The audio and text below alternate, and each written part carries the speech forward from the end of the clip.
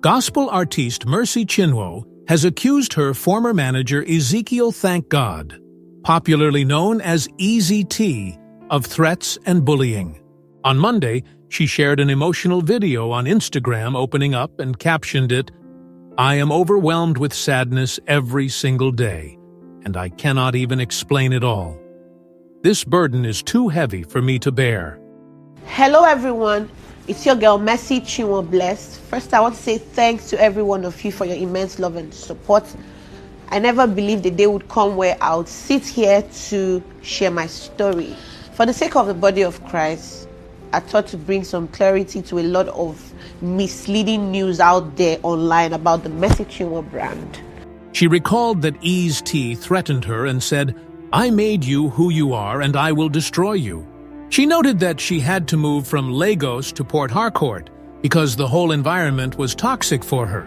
Ms. Chinwo alleged that he tried to convince her to sign a 12-year contract in which she refused, and he seized her royalty for 2 years.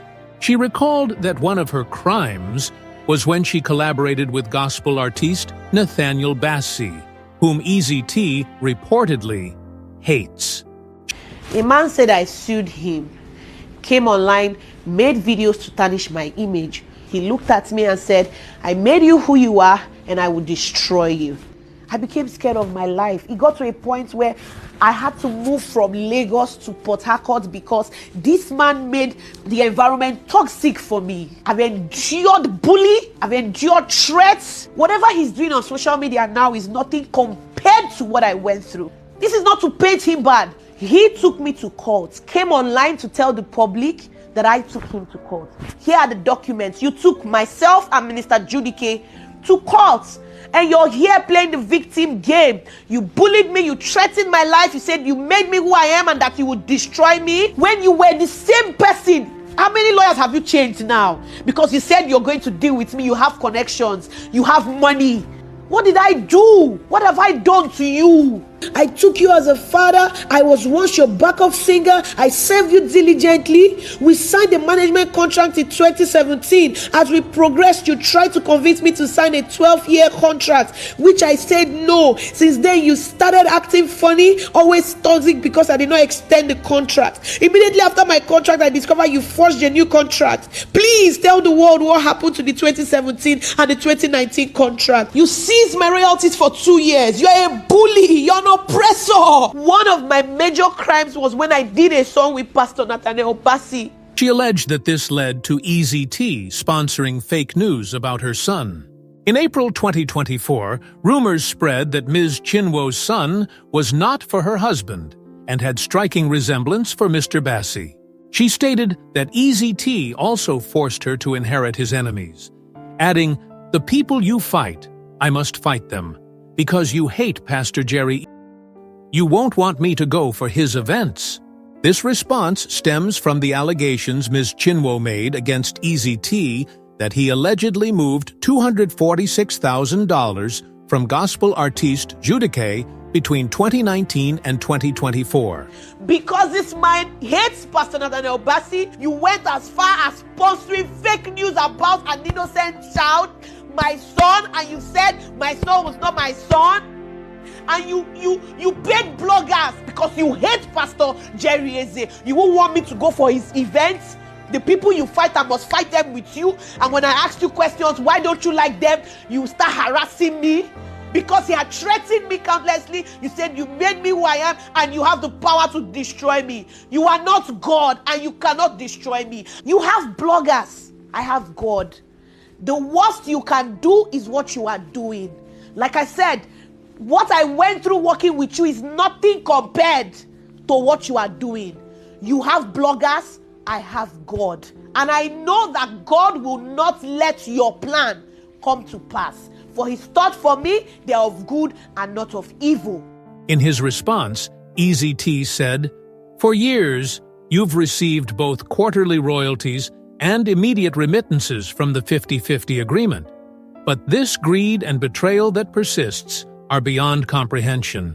Both parties appeared in court on Friday, and the court adjourned the case, fixing February 14th for the possible arraignment of Eezee Tee. Hello everyone, my name is Dr. Eezee Tee, music executive, Eezee Concepts Global, Eezee Global Ministry. We're here at the court. There has been a purported and orchestrated evil agenda to sell the wrong impression to the public that we're running, and we'll keep wondering why we should be running. This is our country. No notice was given to me. We didn't know anything about the notice. And I've been appearing. I was at the EFCC on the 10th of December precisely, and I waited for about 4 hours, and nobody attended to me. We're here in Nigeria. If a fundamental human rights action had been filed against my right that was breached, because I was detained for about 9 days in Ilorin, April last year, and I needed to find out why should I be breached, why should I be detained. There was no court order for why my accounts were frozen, the company accounts as well. My company business was rendered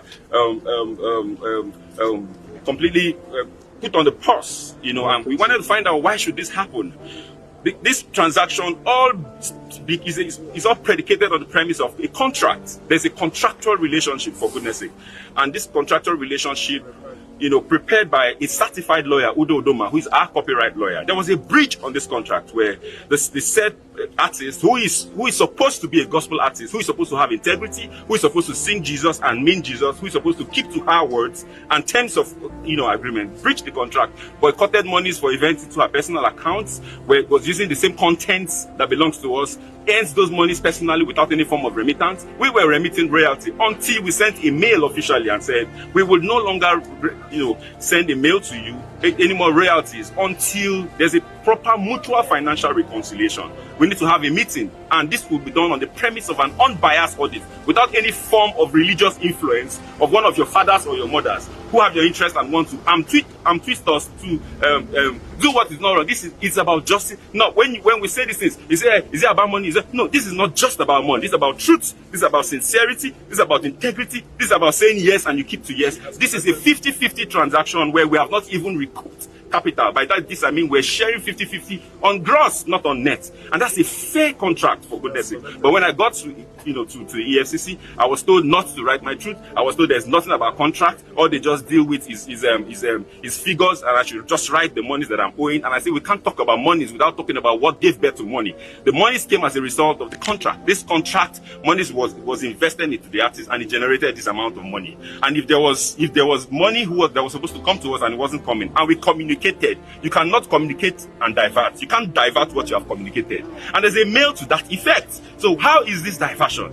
That's the question. The monies went into the right channels. By right channels, I mean the accounts that are known to the artist. There was no mail, regarding diversion of money. There was no resentment whatsoever with respect to how finances were going up until when this contract was breached. And we have every evidence to clear this. How then is this a criminal offense? This is a purported plan by a cartel of evil people who have the face and the mask of Christianity to destroy the system, to give an impression.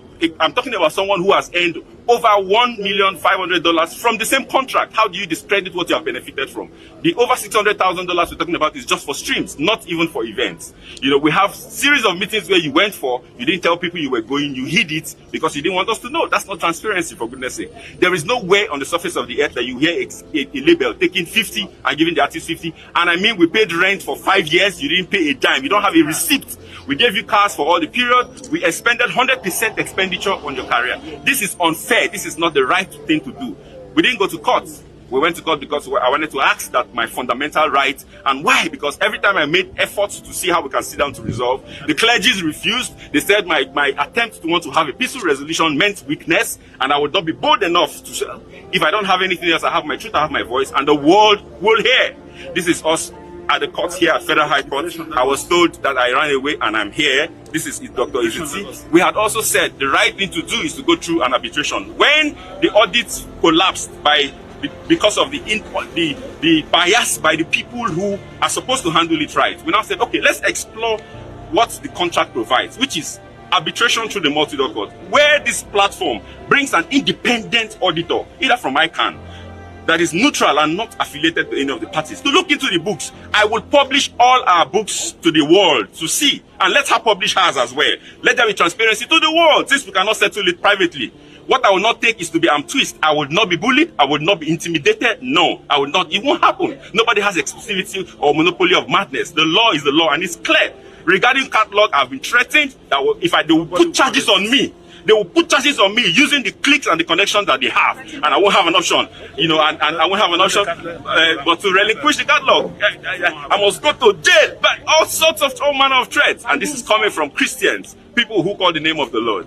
We are here at the court, and we have filed for a motion for the warrant of arrest to be set aside until it is clearly established if this is a civil transaction or not. And as God will have it, the judge and the court has granted that motion be set aside. I want to thank you for following this. Please pay attention to the truth. Don't be a fanatic. Don't say, oh, I love this person, I hate. No, pay attention closely to the sequence of what this has happened. There are picture evidences, there are video evidences, there are contractual witnesses to this, and these people are alive. Let questions be asked. Don't be swayed by your love and emotions, the emotional connection you have to the people who sing. Don't be deceived by religiosity. No, a lot of times appearance is not reality. Pay attention to the nitty-gritty of this. This event is going to unveil and unravel a lot of evil that goes on within the gospel ecosystem. My name is Dr. Eezee Tee, and I want to thank the members of press and the public for granting me here. On my left are part of members of my team, my legal department, and we have Barrister Eezee Tee, and we have Barrister Maxwell. Thank you so much, my lead counsel, Dr. Ubani San, Ife, and everyone who is a part of ensuring that this truth is cascaded to the world, and members of the public. Thank you so much.